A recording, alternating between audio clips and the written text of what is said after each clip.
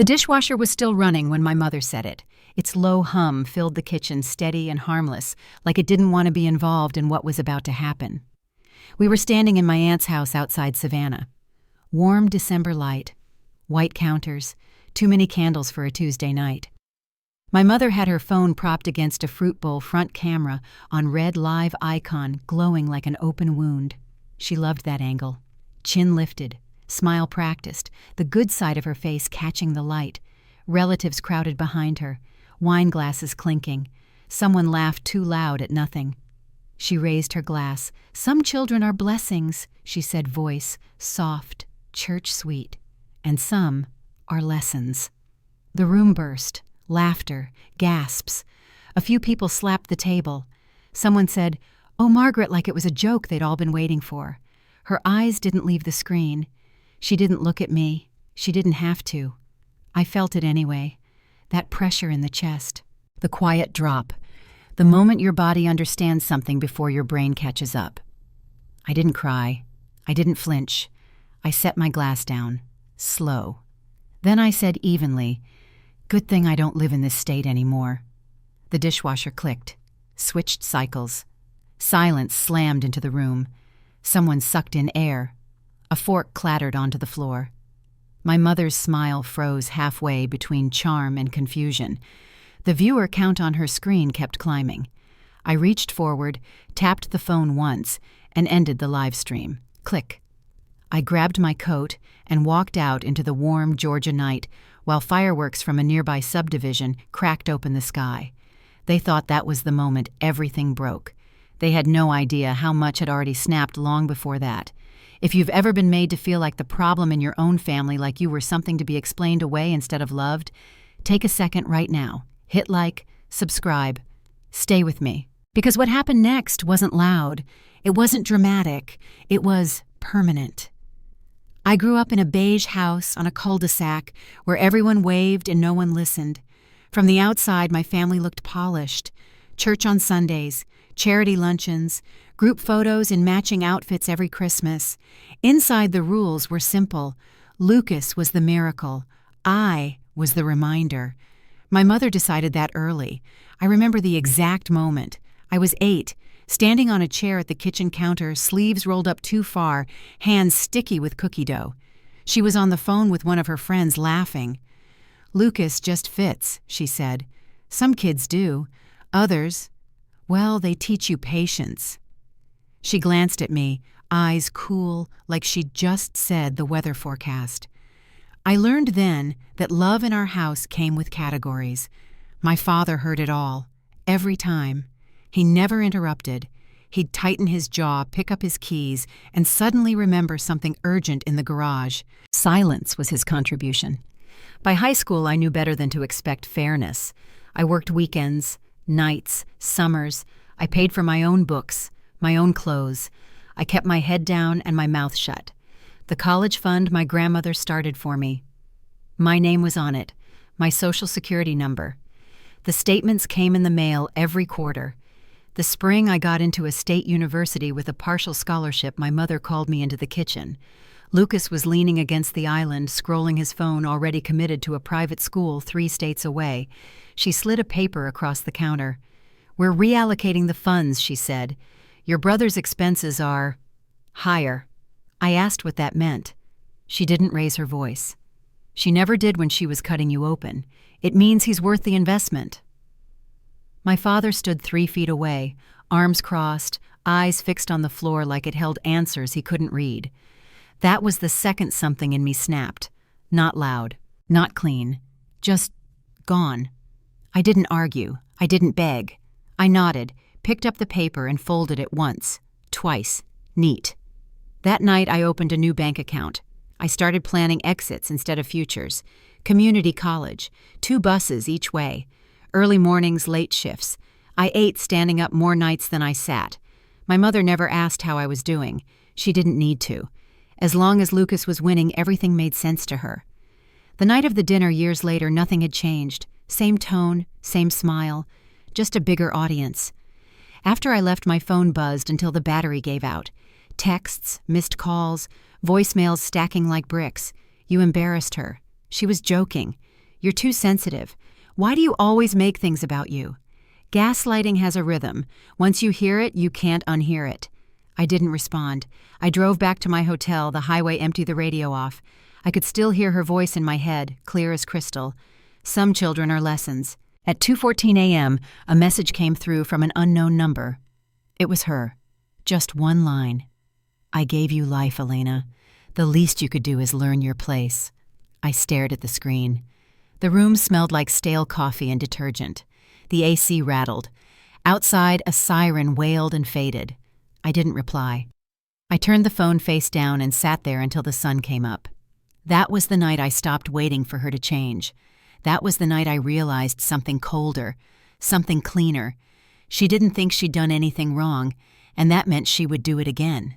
The mistake she made wasn't saying it out loud. It was assuming I would always be there to hear it. I learned early that in my house, love was not a feeling. It was a ranking. Lucas sat at the top like a trophy polished every morning. I existed somewhere lower, unnamed, useful, only for comparison. Why can't you be more like your brother was not a question. It was a conclusion. My mother didn't scream. She didn't hit. She didn't need to. Her voice stayed calm, precise, the way surgeons talk before they cut. Lucas was easy. I was difficult. If he brought home a B, she blamed the teacher. If I brought home an A, she asked why it wasn't higher. At dinner, conversation flowed around me like I wasn't there. They discussed Lucas's future in full sentences. Mine was handled in footnotes. He'll go far, she'd say, hand on his shoulder. Then, without missing a beat, Elena will figure something out. Figure something out. That phrase followed me like a diagnosis. My father watched all of it from the sidelines. He nodded when she spoke. He agreed when silence was required. His love came in the form of not making things worse. Sometimes he'd catch my eye across the room, a flicker of something, guilt maybe. Then he'd look away, already retreating. That was his role, retreat. By middle school, I understood the system well enough to survive it. Don't need too much. Don't ask twice. Don't cry where she can see. I learned how to disappear in plain sight. I packed my own lunches, did my own laundry, signed my own permission slips when teachers didn't look too closely. Independence wasn't encouraged, it was expected. Lucas got rides, I got bus schedules, Lucas got pep talks, I got reminders not to embarrass the family. The first time I heard the word mistake attached to me, it wasn't even said to my face. I was 13 halfway up the stairs when I heard laughter from the living room. My mother's voice floated up light and amused. Every family has one, she said. You know, the one you learn from. Someone asked, which one? She laughed again, softer this time, the first.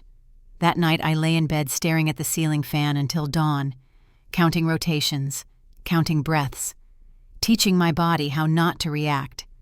That was the third thing that snapped, quietly. High school was a blur of schedules and shifts. I worked mornings at a grocery store bakery, nights tutoring kids who complained about homework their parents helped them with, weekends cleaning offices that smelled like copier toner and old coffee. Every dollar went into an account with my name on it, the only thing in my life that was truly mine. The college fund my grandmother started when I was born sat untouched for years, my name printed cleanly on every statement. Proof, I thought, that, at least on paper, I mattered. My mother knew exactly how much was in it. She'd smile whenever the envelope arrived, the kind of smile that meant she felt in control. The spring I got my acceptance letter, I stood in the kitchen holding it like it might disappear. I got in, I said. She looked up from her phone. That's nice, nice. 2 weeks later, she called a family meeting.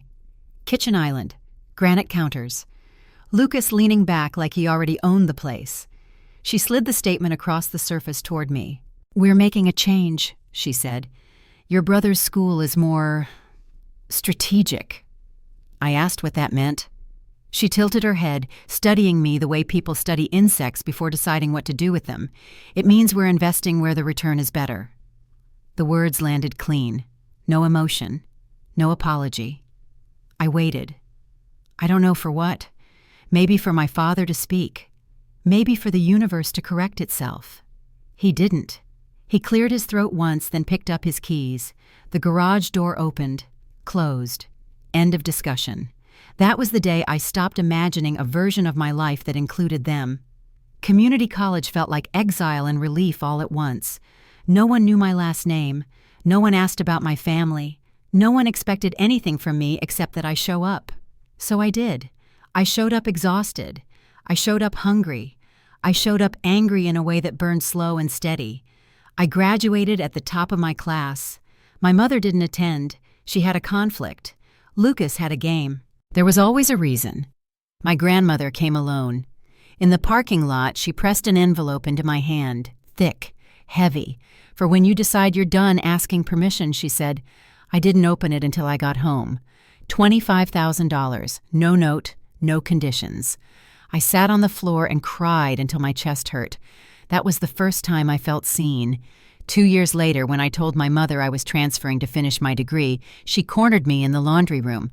The dryer rattled behind us like it wanted out. You're ungrateful, she said, after everything we've done. I asked her what that was. She stared at me, stunned by the question, as if gratitude was owed simply because I existed under her roof. My father walked past with grocery bags, didn't slow down. That was the last argument we ever had. I finished school without them. I worked harder than I ever had, not to prove anything, just to leave. The night I packed my car, I didn't take much. Clothes. Books. The envelope from my grandmother still folded where I'd kept it for years. I stood in my childhood bedroom one last time. Beige walls. Trophy shelf missing my name. I didn't feel sad. I felt done.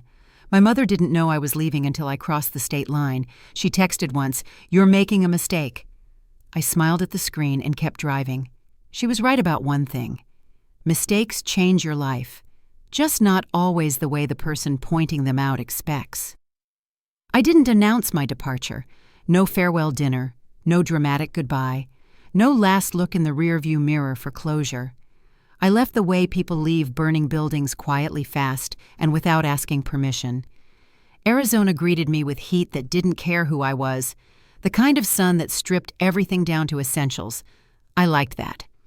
My first apartment was a 430-square-foot box off a 6-lane road, beige carpet, one window, AC that rattled like it might give up at any moment. I slept on a mattress on the floor and used a stack of textbooks as a nightstand. No photos on the walls, no decorations. I wasn't building a life yet. I was building distance. I changed my phone number, deleted every social account tied to my last name, blocked relatives before they had a chance to pretend they were worried. Disappearing wasn't dramatic. It was logistical, new email, new routines, new rules. Rule 1, no nostalgia. Rule 2, no explaining. Rule 3, never look back to check if anyone noticed. I took the first job that paid enough to survive, compliance assistant at a mid-sized healthcare firm. The work was boring and exacting, policies, audits, logs no one wanted to read until something went wrong. I loved it. There was comfort in systems, in rules that didn't change depending on who you were related to, in outcomes based on performance instead of favoritism. I stayed late, always. When the office emptied and the lights dimmed, I worked better. No distractions, no noise, just the hum of servers and the steady click of keys under my fingers. I learned fast, faster than they expected. 6 months in a senior analyst quit mid-project. I volunteered to take over. No speech, no confidence pitch, just, I can do it. They let me. The audit passed, then another, then a bigger one. Titles changed quietly. Paychecks followed. I didn't celebrate. I didn't tell anyone. I wired part of every raise straight into savings, like I was paying off a debt no one else could see. By year 2, my name was on reports executives actually read. By year 3, I was the one they called when something went sideways at 200 a.m. Healthcare data breaches aren't loud. They don't explode. They seep. They rot things from the inside. I was good at stopping rot. I got certified, then certified again.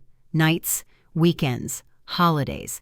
I ate standing up, slept in 4-hour blocks, kept going. Pain became background noise. That was fine. I'd grown up with it. My grandmother checked in once a month. Short calls, no prying. She never asked if I was happy. She asked if I was free. Freedom to her meant options. When I turned 27, I bought my first car outright.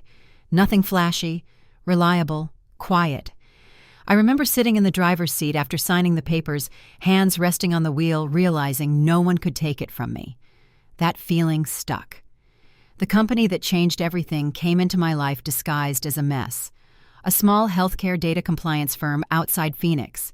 8 employees, good clients, bad management.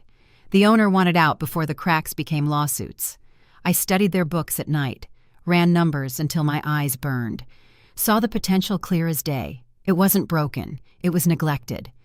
I made an offer, cash, clean, no drama. We closed in under a month. The day the keys landed in my palm, I stood alone in the empty office. Fluorescent lights buzzing, dust on desks, the old company name peeling off the door. I took it down myself. When the new sign went up, it carried my name. Not my family's, mine. That was the first time I let myself smile at work. Growth didn't happen overnight. It surged in bursts, one contract, then another, a hospital network, then a research institute. I hired carefully, paid well, promoted faster than expected. I built the kind of company I wished had existed when I was younger. Clear rules, transparent expectations, no favorites. If you earned your place, it stayed yours. By the time revenue crossed 7 figures, I still lived in the same apartment. Same mattress, same routine. Success didn't change me. It insulated me. The house came later, a modern place on the edge of the desert. Clean lines, high ceilings, walls of glass that let the light pour in without asking permission. I walked through it alone the first time, shoes echoing on concrete, no one to impress, no one to invite. I stood in the kitchen and listened. Silence, not the heavy kind, the earned kind. Naomi entered my life without fanfare. She was a consultant brought in to review compliance frameworks for one of our largest clients. Sharp, direct, no patience for corporate theater. We argued in meeting rooms with whiteboards covered in diagrams and acronyms no one else understood.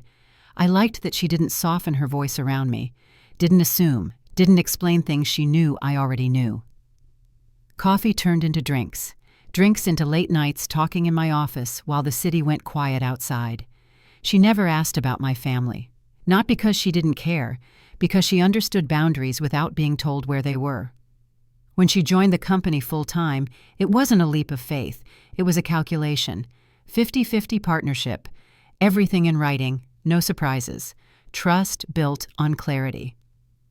That summer, for the first time in my life, I hosted something. Nothing extravagant. Just a small gathering at the house. Colleagues, a few neighbors, food that didn't come in plastic containers. I watched people move through my space like it belonged to me. Because it did. A distant cousin I hadn't spoken to in years asked if she could visit. She'd always been neutral, never cruel, never kind enough to get in trouble. I said yes. She filmed everything. The view, the house, the way people laughed easily around me. She posted it without thinking. That was the first crack. I didn't see it. I didn't need to. Because 2 states away in a city I no longer belonged to, my name started circulating again, not as a disappointment, as a contrast. And contrast is dangerous to people who've built their lives on carefully maintained lies. I didn't know yet what was coming, but for the first time since childhood, I wasn't bracing for impact. I was standing on solid ground watching a storm form somewhere far behind me, and I wasn't planning to run. The truth didn't arrive with sirens. It slipped in quietly through a phone screen carried by people who thought they were just sharing something harmless. My cousin posted the video the morning after the gathering. 30 seconds, no captions worth remembering, just sunlight, glass walls, laughter drifting across the pool. Someone commented, "Wow." Someone else asked where it was. By noon it had 1,000 views. By nightfall it had context. Someone stitched it with an older clip. Grainy. Dim kitchen lighting. A familiar voice lifting a glass. Some children are blessings. Others are lessons. Side by side the contrast was surgical. The comments did the rest. "Isn't that her daughter? I thought she said the girl moved away because she couldn't handle school." Funny how the lesson seems to be doing just fine. I didn't see any of it in real time. I had muted my name years ago. Algorithms couldn't reach me unless I let them. But they found my mother. They always do. The first call came from church. Not confrontational, curious. A pastor's wife with a voice like warm honey. "Margaret, dear, we just wanted to clarify something." The second came from the women's committee, then the charity board, then someone from the country club who had never called her directly before. Questions stacked, answers thinned. She laughed it off at first, said the video was misleading, said it was just a phase, said her daughter liked privacy. That explanation worked for about 12 hours.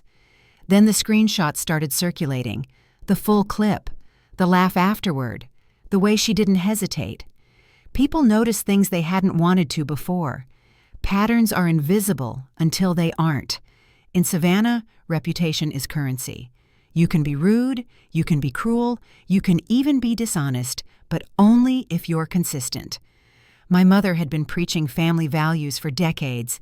This was inconsistency with proof. By the end of the week, she stopped attending brunch. The familiar faces at Sunday service began choosing different pews. The polite smiles stayed, but the warmth drained out of them. Social exile doesn't announce itself. It just removes the chairs.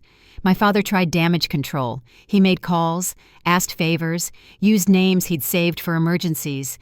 The problem was, no one wanted to be on record defending what they'd seen with their own eyes. The construction company felt it next. At first it was small, a developer asking to move from net 30 to payment up front, a supplier suddenly reviewing terms.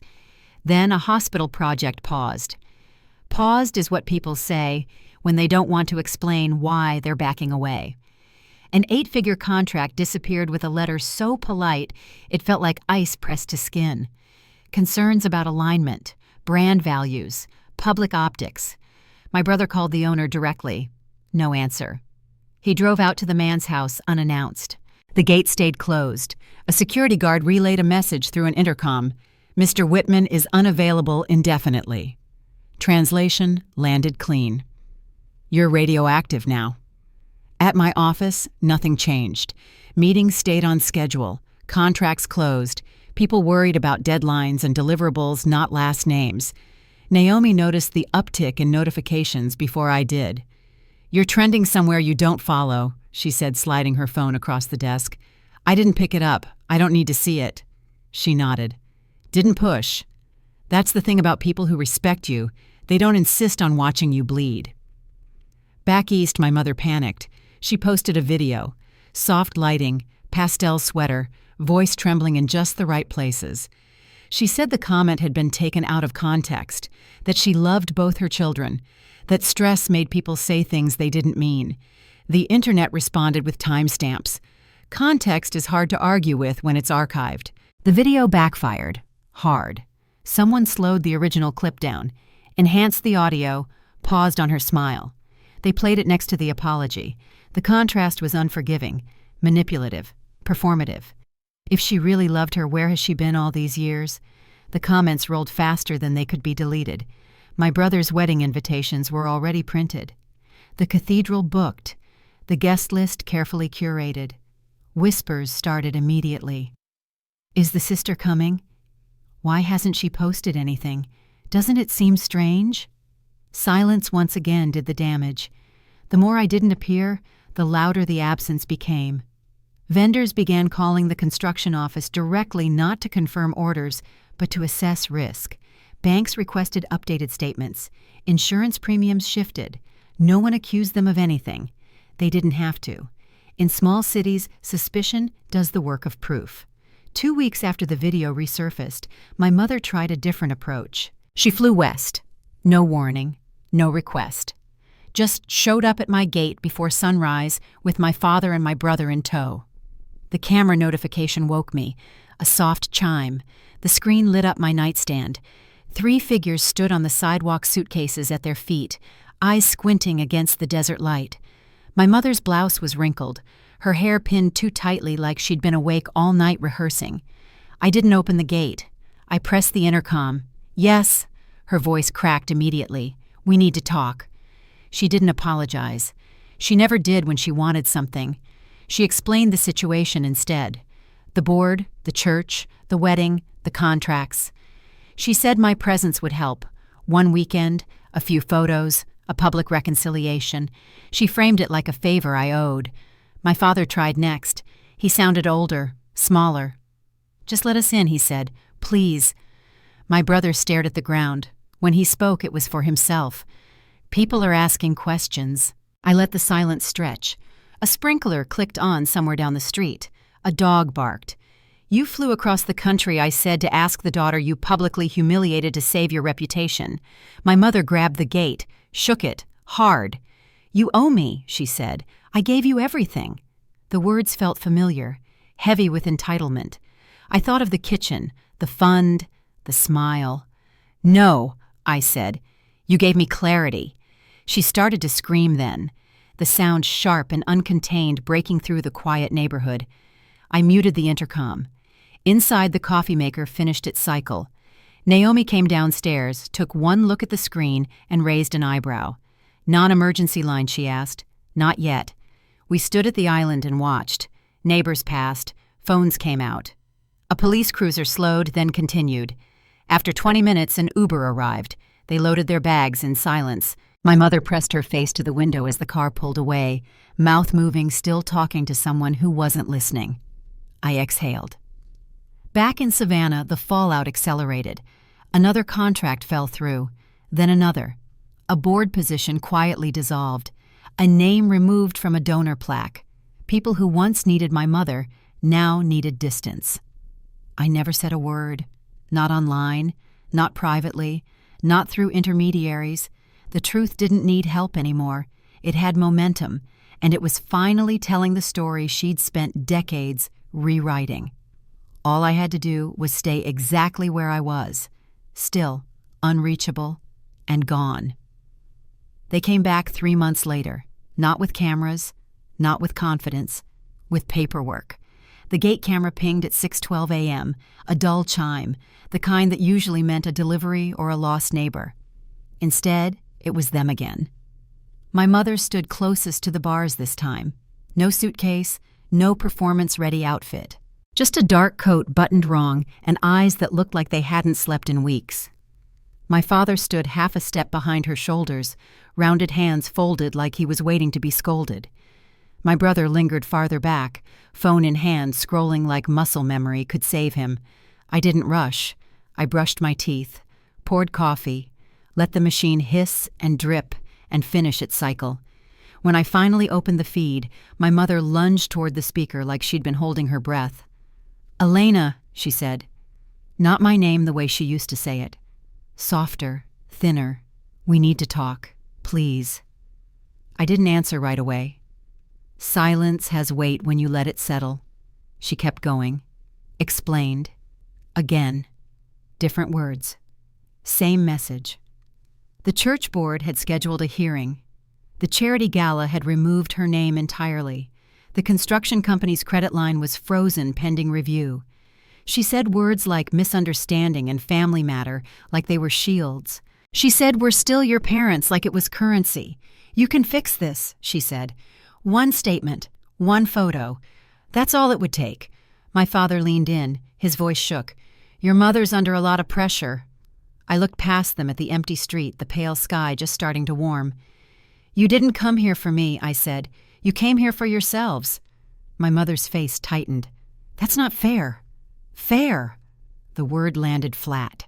Before I could respond, the front door behind me opened. Soft footsteps. Familiar. My grandmother stepped into frame, robe tied tight silver hair, neat tablet tucked under her arm like a ledger. She didn't look at me first. She looked straight through the gate. Margaret saw her and froze. "What are you doing here?" my mother asked, voice sharp with panic. My grandmother didn't answer the question. She tapped the screen once, adjusted the angle, and began to read. Her voice was steady, classroom steady. The voice that used to quiet rooms full of children with a single sentence. "Last will and testament of Helen Marie Ward," she said. "Executed and notarized on March 18th of this year." My mother staggered back a step. To my granddaughter, Elena Brooks, my grandmother continued, "I leave the full proceeds of the Ward Trust, including all liquid assets and property holdings, free and clear. My brother's head snapped up. To my daughter, Margaret Brooks, she went on, I leave the sum of $1 in recognition of a lifetime of emotional neglect and documented public humiliation inflicted upon my granddaughter. The air left my mother's lungs in a sound that wasn't quite a scream. My father dropped to one knee beside her hand, hovering unsure where to place it. My grandmother didn't pause. The family home on Pine Ridge Drive was purchased in my name, and remains so. Margaret and Thomas Brooks are granted 60 days to vacate. My mother reached for the bars, fingers slipping between them like she could claw her way back into something she'd already lost. "You can't do this," she cried. "That's my house." My grandmother finally looked at her. "Family doesn't steal from a child," she said. "Family doesn't stand on camera and rewrite someone's worth. You lost the privilege of my protection a long time ago." My brother found his voice, thin, cracked. "What about the wedding?" My grandmother met his eyes. "You'll have the one you can afford." That was it. No insults, no raised voice, just consequences read aloud. My mother collapsed onto the sidewalk. Mascara streaked down her face, pooling at her jaw. She sobbed into her hands, words breaking apart, apologies tumbling out too late to matter. "I didn't mean it," she gasped. "I was stressed. I was drinking." You meant it," my grandmother said, "and the world heard you." She lowered the tablet. Naomi was already dialing. "Yes," she said calmly. "Non-emergency. We have individuals refusing to leave private property." The word police cut through the sobbing like a blade. My father hauled my mother to her feet as if she weighed nothing now. My brother stepped back, eyes darting calculating exits. 2 cruisers arrived within minutes. Quiet lights, professional movements. The officers listened, checked records, confirmed ownership. One of them turned to my mother. "This is private property," he said. "You need to leave." She screamed all the way to the curb. Promises, threats, curses she'd never allowed in her house when I was growing up. An Uber pulled up, doors opened. They left without looking back. The gate closed behind them with a soft, final click. Inside the house was quiet again. My grandmother slipped her arm through mine. Warm, solid. "That's done," she said. Months later, the ripple became a collapse. The company lost contracts, then staff, then its reputation. The wedding moved from a cathedral to a small chapel. Invitations quietly rescinded. My mother resigned from every board she'd ever chaired. Her name vanished from donor walls. Her circle evaporated. My father aged fast. I watched none of it directly. I didn't need to. On New Year's Eve, 1 year to the day after she raised that glass, we stood on the terrace. Just the 3 of us. Fireworks bloomed over the desert. White, gold, clean. As the final shell burst, I felt something settle in my chest. Not victory. Relief. My mother said I was a mistake. She was right about one thing. Losing me changed everything. And this time, she couldn't take it back.